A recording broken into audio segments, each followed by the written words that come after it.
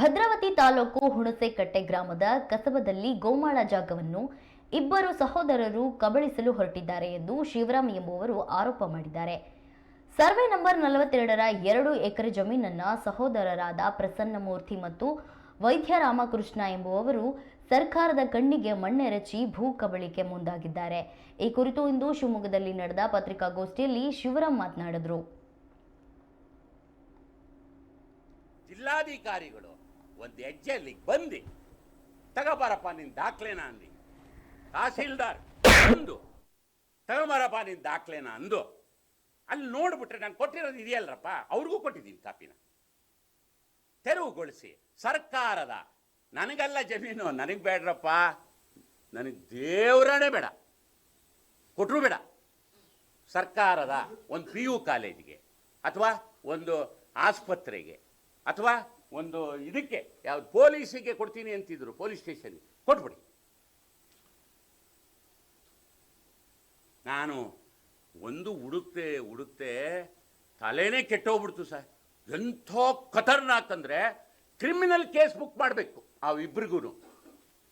ಸರ್ಕಾರದ ಬ್ಯಾನರ್ನ ಇಲ್ಲಿ ಕಟ್ಟಿ ಸರ್ಕಾರಕ್ಕೆ ಸುಳ್ಳು ಹೇಳಿ, ಅದು ಏನು ಗೊತ್ತಾ, ತಮ್ಮ ಅಣ್ಣನ ಹೆಸರಿನಲ್ಲಿ ಕಟ್ಟಿ ಇವರು ಪುಣ್ಯಾತ್ಮಲ್ಲಿ ಬರ್ತಾನೆ ಅಂದರೆ ಇವ್ರಿಗೆ ನಿಜವಾಗ್ಲೂ ಜಿಲ್ಲಾಧಿಕಾರಿಗಳಾದರೆ, ನಿಜವಾಗ್ಲೂ ಕಾನೂನಿನ ಇವರಾದರೆ ಅವ್ರನ್ನ ಶಿಕ್ಷೆಗೆ ಗುರಿಪಡಿಸ್ಬೇಕು.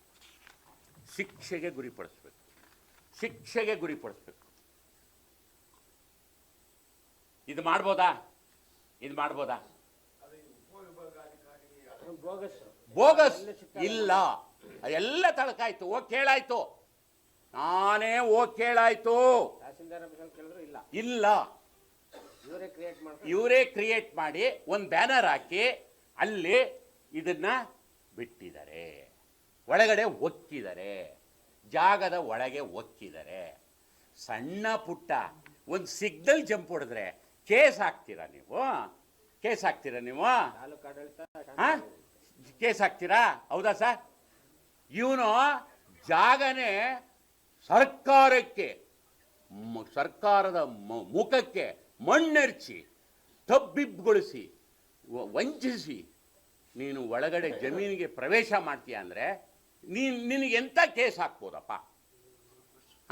ಅಲ್ಲಿ ಯಾರೋ ಬಡಪಾಯಿ ರಸ್ತೆಯಲ್ಲಿ ಜಂಪ್ ಹೊಡೆದ್ರೆ, ಸಿಗ್ನಲ್ ಜಂಪ್ ಹೊಡೆದ್ರೆ ಕೇಸ್ ಹಾಕ್ತೀರಾ? ಹೌದೇನ್ರಪ್ಪ? ಏನೋ ಲೈಸೆನ್ಸ್ ಇಲ್ಲ 5,000 ಹಾಕ್ತೀರಾ? ಹೌದೇನ್ರಪ್ಪ? ಇವನಿಗೆ ಎಷ್ಟು ಹಾಕ್ಬೇಕು? ಎಷ್ಟು ಕೇಸ್ ಹಾಕಬೇಕು? ಯಾಕೆ ಸ್ವಾಮಿ ಮಲಗಿದ್ದೀರಾ? ನೋಡಿದ್ರೆ ಭರ್ಜರಿ ಮಾತಾಡ್ತಾರೆ ಸರ್. ಈಗ ನಾನು ಮಾತಾಡ್ತಾ ಇದ್ದೆ ಇದೇ ಥರ ಬೀದಿ ನಾಟಕದಲ್ಲಿ. ಅವತ್ತಿನ ಜನಗಳ ವ್ಯಂಗ್ಯವನ್ನು ಮಾಡ್ತಿದ್ದೆ. ನನಗಿಂತ ನಮ್ಮ ಅಪ್ಪನಿಗಿಂತ ಚೆನ್ನಾಗಿ ವ್ಯಂಗ್ಯವಾಗಿ ಮಾತಾಡ್ತಾರೆ, ರಂಜಿತವಾಗಿ ಮಾತಾಡ್ತಾರೆ. ನಿಮ್ಮ ಅರ್ಜಿ ಬಂದಿದೆ, ಪರಿಶೀಲಿಸುತ್ತೇವೆ.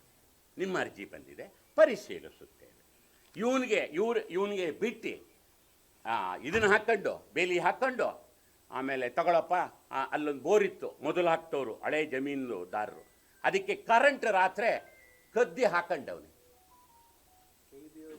KEB ಅವ್ರಿಗೂ ಗೊತ್ತಿಲ್ಲ, RR ನಂಬರೇ ಇಲ್ಲ ಅದು. ಸರ್, ಏನಂದರೆ ಈ ವಿಚಾರನ ತಮ್ಮ